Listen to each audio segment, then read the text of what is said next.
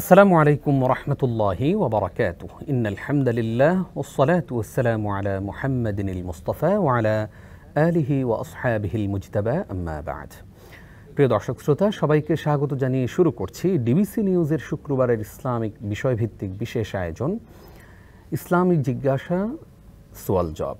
আপনাদেরকে পুরো আয়োজন জুড়ে আপনাদের সঙ্গে থাকবো আমি নিজাম বিন মুহিব এবং আমার সঙ্গে রয়েছেন একজন বিদগ্ধ স্কলার। প্রিয় দর্শক, আজকে কে আছেন আমাদের সঙ্গে শুরুতেই আমাদের সম্মানিত অতিথির সঙ্গে আপনাদেরকে পরিচয় করিয়ে দিচ্ছি। আমাদের আমন্ত্রণ গ্রহণ করে স্টুডিওতে এসেছেন বাংলাদেশের খ্যাতিমান স্কলার আস-সুন্নাহ ফাউন্ডেশনের সম্মানিত চেয়ারম্যান শেখ আহমদুল্লাহ। আসসালামু আলাইকুম ওয়া রাহমাতুল্লাহি ওয়া বারাকাতুহু। ওয়া আলাইকুম আসসালাম ওয়া রাহমাতুল্লাহি ওয়া বারাকাতুহু। উস্তাদ কেমন আছেন? আপনাকে ডিবিসি নিউজের এই জীবন ঘনিষ্ঠ আয়োজনে স্বাগত জানাচ্ছি। প্রিয় দর্শক, আজকে গুরুত্বপূর্ণ একটি বিষয়ে আমরা শাইখের কাছ থেকে কথা শুনব, আর তা হচ্ছে বিস্ময়কর মেরাজ। নবী করিম সাল্লাল্লাহু আলাইহি ওয়াসাল্লামের জীবনে একটি অলৌকিক ঘটনা ঘটেছে, শুধু একটি নয় বরং অনেক অলৌকিক ঘটনা ঘটেছে। তার মধ্যে অন্যতম হচ্ছে এই মেরাজ। মেরাজ সম্পর্কে আপনাদের যে কোনো জিজ্ঞাসা কিংবা যে জীবনের সাথে সংশ্লিষ্ট যে কোনো বিষয়ে শরিয়ার আলোকে সমাধান নেবার জন্য স্ক্রিনে প্রদর্শিত নাম্বারে আমাদেরকে ফোনে যে কোনো প্রশ্ন করবেন, সেই প্রত্যাশায় শুরু করছি আজকের আয়োজন। উস্তাদ, আমরা শুরুতেই জানতে চাই রাসূল করিম সাল্লাল্লাহু আলাইহি ওয়াসাল্লামের এই যে মেরাজ, এই মেরাজের সেই সময়টাতে, সেই রজনীটাতে আসলে কি হয়েছিল, কিভাবে শুরু হয়েছিল তার মেরাজের যাত্রাটা? ধন্যবাদ আপনাকে। আলহামদুলিল্লাহ ওয়াসসালাতু ওয়াসসালামু আলা রাসূলিল্লাহ বা'দ। মূলত প্রিয় নবী সাল্লাল্লাহু আলাইহি ওয়াসাল্লামের জীবনের সবচেয়ে কঠিন বছর ছিল তার জীবনের সেই বছরটি নবুয়তের দায়িত্ব প্রাপ্তির পর, সেই যে বছরে তার স্ত্রী খাদিজা রাদিয়াল্লাহু আনহাকে তিনি হারিয়েছেন এবং একই বছর তাঁর চাচা আবু তালেবকে তিনি হারিয়েছেন এবং অত্যন্ত নির্মম নির্যাতনের মুখোমুখি হয়েছেন মক্কার মুশরিকদের, তায়েফের মুশরিকদের কাছ থেকে। সেই বছর আল্লাহ রাব্বুল আলামিন প্রিয় নবী সাল্লাল্লাহু আলাইহি ওয়াসাল্লামের এই যে মনোবেদনা, এই যে তার গ্লানি, এই যে তার কষ্ট, এটিকে লাঘব করবার জন্য আল্লাহ তাআলা মেরাজ উপহার দিয়েছেন। মেরাজ মানে কি? মেরাজ শব্দের অর্থ মূলত ঊর্ধ্বে গমন বা ঊর্ধ্বে ওঠার সিঁড়ি। আর মেরাজ বলতে একটি বিশেষ ঘটনাকে ইঙ্গিত করা হয়। আপনি যেটি জানতে চেয়েছেন সেটি হলো যে আল্লাহ রাব্বুল আলামিন তার নবী সাল্লাল্লাহু আলাইহি ওয়াসাল্লামকে অলৌকিকভাবে পৃথিবীর সকল সিস্টেমের ঊর্ধ্বে তুলে তাকে মক্কা উম্মাহানের বাসা থেকে আল্লাহ তাআলা তাকে বুরাকের মাধ্যমে অলৌকিকভাবে নিয়ে গেলেন বাইতুল মাকদিস। সেখানে নবী রাসূলদেরকে আল্লাহ রাব্বুল আলামিন তাদের রূহকে বিশেষভাবে আল্লাহ তাআলা হাজির করলেন, তাদের ইমামতি করলেন। এরপর সেখান থেকে আল্লাহ তাআলা ঊর্ধ্বাকাশে নিয়ে গেলেন। ঊর্ধ্বাকাশে নিয়ে সপ্তাকাশ একটি একটি করে তাকে ভ্রমণ করালেন, জান্নাত জাহান্নাম দেখালেন। আল্লাহর সাথে একান্ত সাক্ষাৎ হলো সিদরাতুল মুনতাহা, তিনি গেলেন, ক্রস করলেন, যেখান থেকে জিবরিলও যেটা ক্রস করতে পারে না, কোনো ফেরেশতা ক্রস করতে পারে না, তার উপরে আল্লাহর আরশ আযীম। সেখানে নবী সাল্লাল্লাহু আলাইহি ওয়াসাল্লামকে আল্লাহ নিলেন, ৫ ওয়াক্ত সালাতের নির্দেশ দান করলেন। এরপর জান্নাত জাহান্নামের বিভিন্ন দৃশ্য দেখে বিভিন্ন শিক্ষণীয় বিষয়ে তিনি শিক্ষা নিয়ে তারপরে সেখান থেকে দুনিয়াতে তিনি ফেরত এসেছেন। এই পুরো ঘটনা খুব অল্প সময়ের মধ্যে ঘটেছে, একটি রাতের মধ্যে ঘটেছে। বাহ্যিক দৃষ্টিকোণ থেকে এটি অবিশ্বাস্য একটি ঘটনা ছিল। আজ পৃথিবীর মানুষ মহাকাশে যাওয়ার উপায় আবিষ্কার করে এই ঘটনা যে ঘটতে পারে এর সম্ভাব্যতা সেটি প্রমাণ করেছে। মানুষের বিবেক বুদ্ধি যদি এতটা শার্প হয়, এতটা সৃষ্টিশীল হয়, তাহলে সেক্ষেত্রে মহান সৃষ্টিকর্তা যিনি মানুষের বিবেককে সৃষ্টি করেছেন তার জন্য কোনো কিছু অসম্ভব নয়, সেটি আবারও বোঝা গেল। এই ঘটনার মধ্য দিয়ে মূলত নবী সাল্লাল্লাহু আলাইহি ওয়াসাল্লামের জীবনের একটা অলৌকিক ঘটনা যেমন প্রকাশ পেয়েছে, তেমনি অনেকগুলো শিক্ষা, বহুবিধ শিক্ষা এর মধ্যে আমাদের জন্য রয়েছে। এবং নবী সাল্লাল্লাহু আলাইহি ওয়াসাল্লামের জীবনে অলৌকিক ঘটনা, এটি বিশুদ্ধ হাদিস দ্বারা প্রমাণিত, আহলে সুন্নাত জামাতের আকীদা বিশ্বাসের পাঠ। সো এটাকে অস্বীকার করা আর ঈমানকে অস্বীকার করার সাথে পার্থক্য নেই। খুবই গুরুত্বপূর্ণ পয়েন্টে আমাদের শেখ কথা বললেন। শেখ, আমরা জানতে চাই যে কেউ কেউ বলে থাকেন যে রাসূল করিম সাল্লাল্লাহু আলাইহি ওয়াসাল্লামের এই মেরাজ স্বপ্নযোগে হয়েছে, কথাটি কি সঠিক? না, নবী সাল্লাল্লাহু আলাইহি ওয়াসাল্লামের মেরাজ সশরীরে হয়েছে। স্বপ্নযোগে যদি হতো তাহলে মক্কার মুশরিকরা আসলে এটিকে অস্বীকার করবার কোনো কারণ ছিল না। স্বপ্নযোগে তো মানুষ বাংলাদেশ থেকে এক রাতে ইউএসএ, আমেরিকা, তারপরে পৃথিবীর পূর্ব প্রান্ত, পশ্চিম প্রান্ত, ইউরোপ সব ভ্রমণ করে মানুষ চলে আসতে পারে। এক রাত তো না, 5 মিনিটের ঘুমের মধ্যেই সম্ভব। তো মক্কার মুশরিকরা যে নবী সাল্লাল্লাহু আলাইহি ওয়াসাল্লামকে অবিশ্বাস করেছে, তার মেরাজের ঘটনাকে শুনে তারা হাসাহাসি করেছে, উড়িয়ে দিয়েছে, এখান থেকে বোঝা যায় এটা স্বপ্নযোগে ছিল না। স্বপ্নযোগে হলে এই ঘটনাটা ঘটতো না। জি, আমাদের কাছে কেউ কেউ জিজ্ঞাসা করতে চান যে এই যে মেরাজের রজনীতে নবী করিম সাল্লাল্লাহু আলাইহি ওয়াসাল্লামের যে এই ভ্রমণ, এই ভ্রমণ থেকে তিনি আমাদের জন্য কি নিয়ে এসেছেন? যদিও আপনি বলেছেন যে 5 ওয়াক্ত সালাত নিয়ে এসেছেন, এই 5 ওয়াক্ত সালাত এর আগে 50 ওয়াক্ত ছিল, এইরকম একটা কথা আমরা জানি। হ্যাঁ, নবী করিম সাল্লাল্লাহু আলাইহি সাল্লামকে আল্লাহ রাব্বুল আলামিন মেরাজের শেষে যখন আসেন তখন তার উম্মতের জন্য একটা বিশাল পুরস্কার দিয়েছেন, সেটি হলো 50 ওয়াক্ত সালাত আদায়ের নির্দেশ দিয়েছেন। কেউ বলতে পারেন যে নামাজের নির্দেশ আবার পুরস্কার কি? এটা তো একটা বোঝা, দায়িত্বের বোঝা। আসলে আল্লাহ রাব্বুল আলামিন যখন 5 ওয়াক্ত বা 50 ওয়াক্ত সালাতের নির্দেশ দিয়ে তার বিনিময়ে আল্লাহর সাথে সান্নিধ্য লাভের সুযোগ আল্লাহ দেন আমাদেরকে, সালাত মেরাজ ইমানদারদের জন্য মুনাজাত মা আল্লাহর সাথে কথোপকথনের সুযোগ, তখন এটাকে পুরস্কারই বলতে হয়। কোনো রাষ্ট্রপ্রধান, কোনো প্রভাবশালী ব্যক্তি যদি কাউকে কোনো একটা উপায়ে, কোনো একটা কাজের মাধ্যমে তার সাথে সাক্ষাতের সুযোগ করে দেন, তাহলে এটা তার জন্য সুবর্ণ সুযোগই বলা হবে, এটাকে কোনো দায়িত্বের বোঝা মনে হবে না। ঠিক এরকমই তো 50 ওয়াক্ত সালাতের নির্দেশ দেওয়ার পর নবী সাল্লাল্লাহু আলাইহি ওয়াসাল্লাম যখন ফেরত আসছিলেন, কোন একটা আকাশে যখন মুসা আলাইহিস সালামের সাক্ষাৎ হলো, তিনি বলেছেন যে 50 ওয়াক্ত তোমার উম্মতের জন্য কঠিন হবে, আমি আমার উম্মতকে নিয়ে অনেক সাফার করেছি, তুমি আল্লাহর কাছে রিকোয়েস্ট করো এটা যেন কমিয়ে দেওয়া হয়। 5 ওয়াক্ত কমালেন, এভাবে কয়েক দফা গিয়ে মোট 45 ওয়াক্ত নামাজ কমিয়ে সর্বশেষ 5 ওয়াক্ত স্থির হয়। নবী সাল্লাল্লাহু আলাইহি ওয়াসাল্লাম সেটি নিয়ে ফেরত আসেন। আল্লাহ রাব্বুল আলামিন নবী সাল্লাল্লাহু আলাইহি ওয়াসাল্লামকে এই সুসংবাদ শুনিয়েছেন যে তোমার উম্মত যদি 5 ওয়াক্ত সঠিকভাবে আদায় করে তো আমি তাকে 50 ওয়াক্ত যে নির্দেশ দিয়েছেন ওটা পালন করলে যা তাদেরকে দান করতাম সেই পুরস্কার তাদেরকে হুবহু দান করব। সুবহানাল্লাহ। তার মানে আমরা 5 ওয়াক্ত সালাত যদি প্রতিদিন আদায় করি তাহলে 50 ওয়াক্তের সওয়াব এবং বিনিময় আল্লাহ তাআলা আমাদেরকে দান করবেন। সুবহানাল্লাহ, সুবহানাল্লাহ। উস্তাদ, আমাদের আরো কিছু প্রশ্ন আছে, সেই প্রশ্নগুলো নিয়ে ফিরবো ইনশাআল্লাহ ছোট্ট একটি বিরতি। প্রিয় দর্শক শ্রোতা, আপনারা দেখছেন নতুন ধারা নিবেদিত ইসলাম ও জীবন সওয়াল জবাব অনুষ্ঠানের এ পর্যায়ে ছোট্ট একটি বিরতি নিচ্ছি, আমাদের সঙ্গে।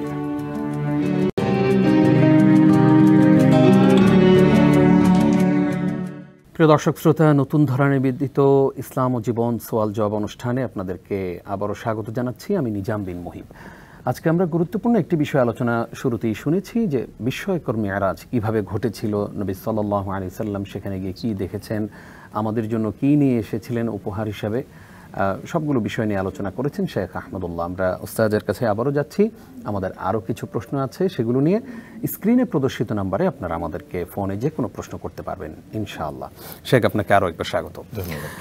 শেখ, আমাদের কাছে একটা প্রশ্ন এসেছে, একজন জানতে চেয়েছেন যে সম্প্রতি একটা নিউজে দেখলাম যে মহাকাশে নাসার বিজ্ঞানীরা তারা গিয়ে সেখানে এক ধরনের শব্দ শুনতে পেয়েছেন, যে হাজার হাজার মানুষ একসাথে হলে যেরকম শব্দ হয় এইরকম শব্দ শুনতে পেয়েছেন। কেউ কেউ বলছেন যে এটা ফেরেশতাদের সাউন্ড, এইরকম হতে পারে। বিষয়টির ইসলামী দৃষ্টিকোণ থেকে যদি আমাদেরকে জানাতেন। ধন্যবাদ আপনাকে। দেখুন, মহাকাশ বিজ্ঞানীরা তারা কত দূর গিয়েছেন, কিসের আওয়াজ শুনেছেন, সেটা একমাত্র আল্লাহ তাআলা ভালো জানেন।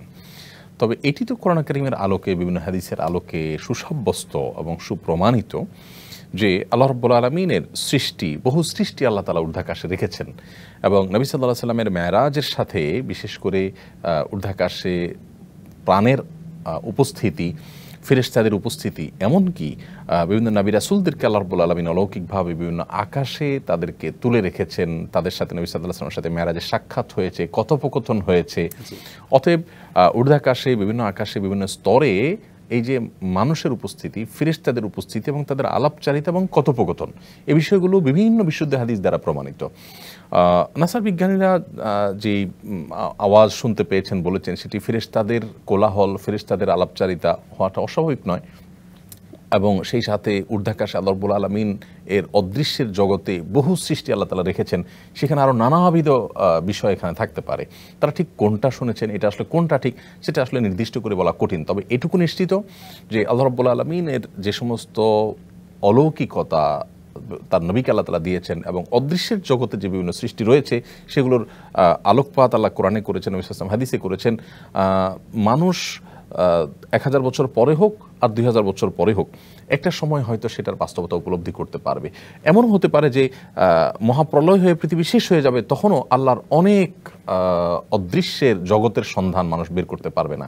কিন্তু একজন ঈমানদার তিনি তার বিবেক বুদ্ধি দ্বারা কোনো কিছু উদ্ধার করতে পারুন আর না পারুন, মহান সৃষ্টিকর্তা আল্লাহ রাব্বুল আলামিনের কথার প্রতি তার ঈমান আনয়ন করাটা তার কর্তব্য, এটা তার বিবেকের দাবি। আল্লাহ তাআলা যা দিবেন, যা বলবেন, তার সব কিছুকে আমি আমার বিবেক দিয়ে রপ্ত করে ফেলতে পারবো না, এটাই স্বাভাবিক বরং। সো সেই জায়গা থেকে আল্লাহ তাআলার প্রতি আমাদের ঈমান এই সমস্ত ঘটনার মধ্য দিয়ে আরও বেড়ে যায়। এবং এটার সাথে যে ফেরেশতাদের এবং মানুষের উপস্থিতির কথা মেরাজের হাদিসে রয়েছে, এবং আপনার সিদরাতুল মুনতাহার কথা বলা হয়েছে, সেখানে রয়েছে। তারপরে বাইতুল মামুরের কথা বলা হয়েছে, যে বাইতুল মামুরে 70,000 ফেরেশতা প্রত্যেকবার প্রবেশ করেন এবং তারা যে নামাজ পড়েন আর দ্বিতীয়বার তিনি আসেন না। তাহলে 70,000 হ্যাঁ কিয়ামতের আগ পর্যন্ত এভাবে তারা রিপিট করেন না, নতুন লোক আসে। তাহলে কত ফেরেশতা আসেন, 70,000 মানুষের একটা মসজিদে যদি আগমন হয়, কোলাহল কি পরিমাণ হতে পারে। এই সমস্ত হাদিসগুলো থেকে বোঝা যায় যে কোলাহল এবং আলাপচারিতা, আওয়াজ, এগুলো স্বাভাবিক ঘটনা। আমরা সেটা এতদিন বুঝিনি। নাসা যদি সেটা বুঝে থাকে, সেটা আলহামদুলিল্লাহ। না বুঝলেও আমাদের ঈমান আনতে কোনো অসুবিধা নেই, যে আল্লাহ তাআলা যা বলেছেন তা মহাসত্য। খুবই সুন্দর উত্তর আমরা পেয়েছি, এবং আমরা জানলাম যে আল্লাহ সুবহানাহু ওয়া তাআলার অদৃশ্য জগতেও যে অনেক কিছুই থাকতে পারে, এবং সেটার প্রতি আমাদের ঈমানটা কত মজবুত থাকতে হয়। প্রিয় স্কলার সেটাই বললেন। এই মুহূর্তে আমাদের সঙ্গে একজন দর্শক আছেন, আমরা তাকে যুক্ত করছি। আসসালামু আলাইকুম। ওয়ালাইকুম সালাম রাহমাতুল্লাহ। আসসালামু আলাইকুম। ওয়ালাইকুম সালাম। আমি নামাজ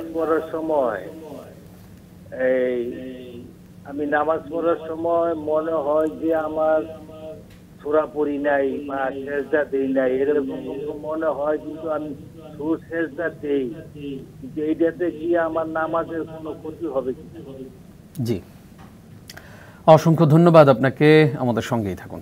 শেখ, নামাজ আদায় করার ক্ষেত্রে অনেক সময় ভুলে যান যে সূরা পড়লাম কিনা, কোনো সময় ভুলে যান রুকু দিলাম কিনা। এই ক্ষেত্রে সাহু সিজদা দিতে হবে নাকি না দিলেও চলবে? ধন্যবাদ আপনাকে। যদি এমন হয় যে আমি সূরা পড়লাম কিনা এটা নিয়ে সন্দেহ হয়, এবং সন্দেহের মধ্যে কোনো একটা প্রবল হয় না, একটা সাইড যদি প্রবল হয়, তাহলে সেটাকেই সিদ্ধান্ত ধরে নিয়ে আগাতে হবে। পড়েছি এটাই প্রবল ধারণা, তাহলে আমি পড়েছি এটাই ধরে নিতে হবে। পড়ি নাই বলে বেশিরভাগ মনে হচ্ছে, তাহলে পড়ি নাই সেটাকে ধরে নিতে হবে। আর যদি কোনো একটা দিকে আমার ধারণা প্রবল না হয়, বরং আমি 50-50 এবং মধ্যখানে দাঁড়িয়ে থাকি, তাহলে সেক্ষেত্রে পড়ে নাই সেটা ধরে রাখবো।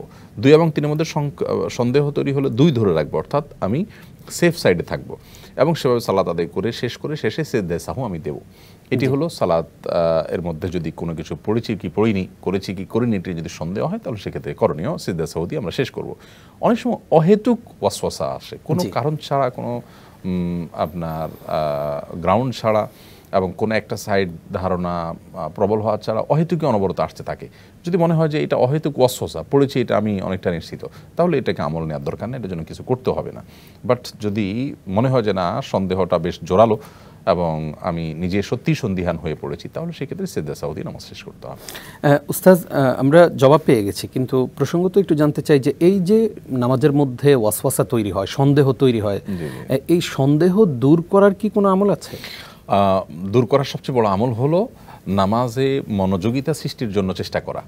আমরা যখন অন্যমনস্ক হই, আমরা যখন মনোযোগিতা ধরে রাখতে পারি না, আমাদের খুদু এর যখন অভাব হয়, খুশুর যখন অভাব হয়, তখন মূলত আমাদের মধ্যে মনোযোগিতার ঘাটতি আসে। অতএব ফোকাস যাতে নষ্ট না হয়, সেজন্য কী পড়ছে এটা বুঝে পড়া, ধীরস্থিরতার সাথে পড়া, মনোযোগ ধরে রাখার জন্য স্ট্রাগল করা, এগুলো করতে হবে। সেই সাথে একটা বিশেষ শয়তান মূলত এই কুমন্ত্রণাটা মানুষকে নামাজের মধ্যে দিয়ে থাকে, তার নাম হলো খিনজাব। তো এই শয়তান থেকে পানাহ চাওয়ার জন্য বাম দিকে প্রতীকী থুতু, যেটা বোঝা যাবে না যে আপনি ঘাড় ফিরিয়ে থুতু ফেলছেন, নামাজের স্টাইলের মধ্যেই থাকবেন, দেখে বোঝা আপনি নামাজই পড়ছেন, এবং এর মধ্য দিয়ে আপনি মূলত বাম দিক থেকে সে অ্যাটাক করে থাকে, তার থেকে পানাহ পাওয়ার চেষ্টা করবেন। আর সবচেয়ে বড় এবং মূল করণীয়টা হলো যে আমরা মনোযোগ ধরে রাখার চেষ্টা করব, যাতে করে আমার ভুলে যাওয়ার বা অন্যমনস্ক হওয়ার কোনো চান্স না থাকে। জি, আমাদের সঙ্গে এই মুহূর্তে আরও একজন দর্শক আছেন, আমরা ওনাকে যুক্ত করছি। আসসালামু আলাইকুম। দর্শক নিশ্চয়ই আমাদেরকে শুনতে পাচ্ছেন? ওয়ালাইকুম আসসালাম। জি জি বলুন।